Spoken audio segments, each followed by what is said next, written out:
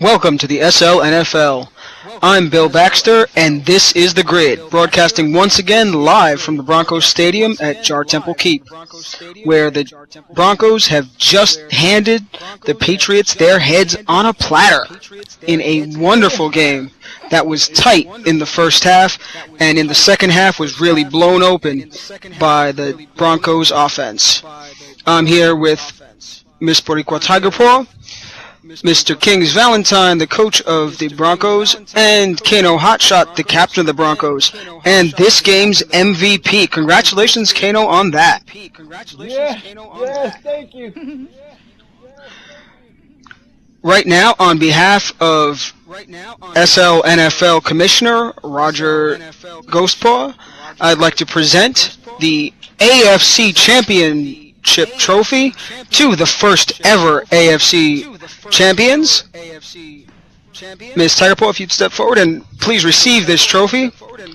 You guys are the first ever champions of the AFC and had the highest scoring championship game in SLNFL history. Yeah. I'm really excited. These guys worked hard all year long. I've never seen such dedicated people. I'm really blessed to have such a great team and a great coach. Indeed, you've put together an amazing team here, and we'll see a lot of your players in the Pro Bowl coming up in a couple of weeks after the Super Bowl. Yes, definitely. These guys are awesome. Well, let's look at a little bit what happened during the game. Kings, I know you guys had some amazing strategy that we talked a little bit about before the game. How do you feel your team executed that strategy? Oh man, they executed it to the T, to the science. It was a very hard-fought game.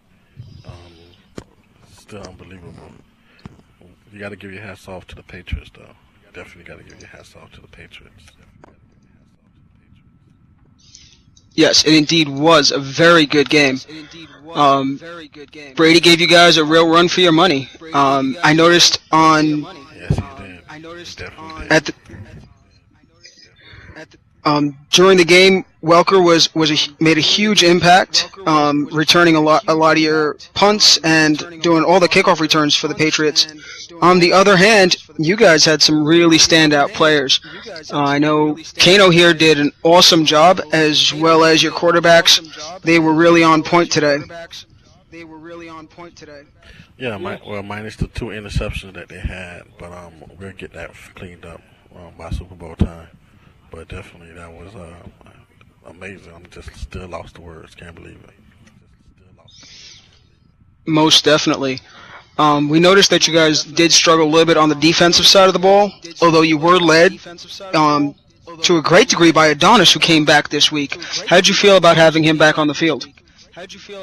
Well, he had a turnaround game. That interception they had going into the fourth quarter, that sealed the deal. That was like a momentum breaker. We was all tied 38-38, and he came up with that huge interception. And that definitely was a momentum, and Dev came out running. Kano came out with the pass catching, and definitely have 2 great quarterbacks, and Jerry and definitely Enrique that came to show up. Definitely. I know there was some question about that quarterback change at the end of the fourth quarter, but I think it really paid off for you. What was going through your head when you decided to make that change? Well,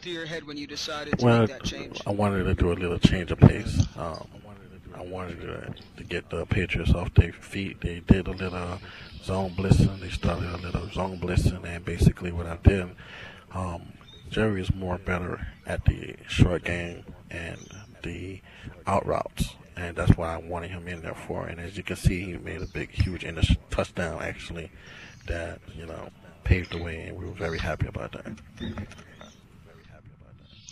Excellent. I noticed that also your wide receivers were very much working in tandem.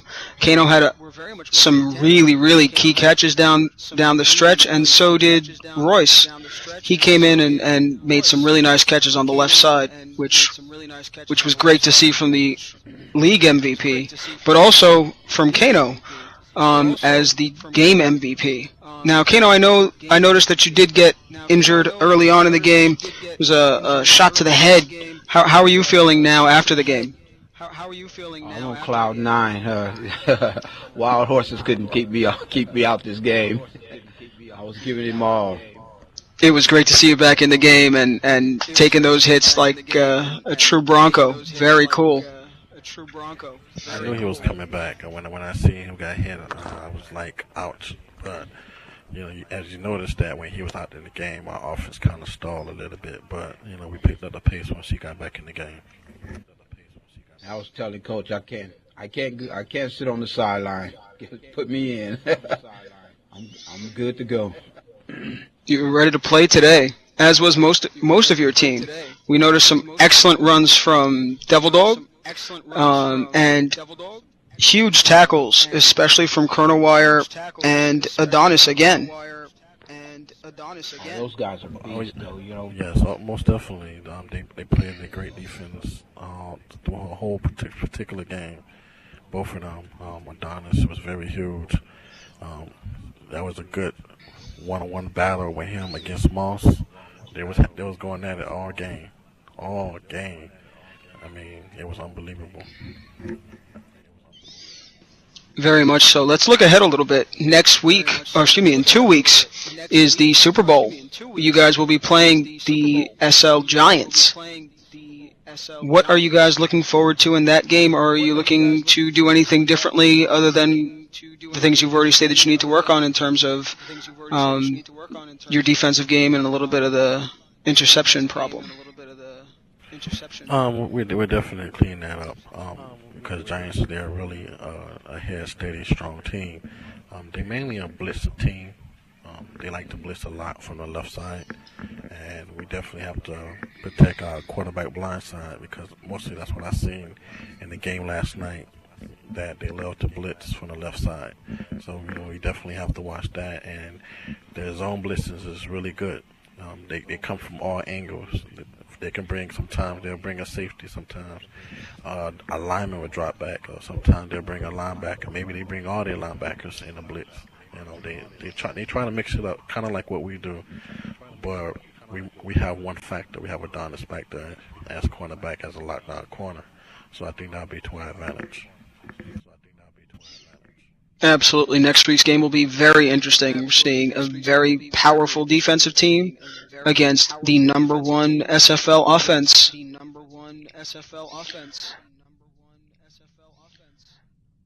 Just as a what if, a hypothetical, what one play might you guys like to redo from this game?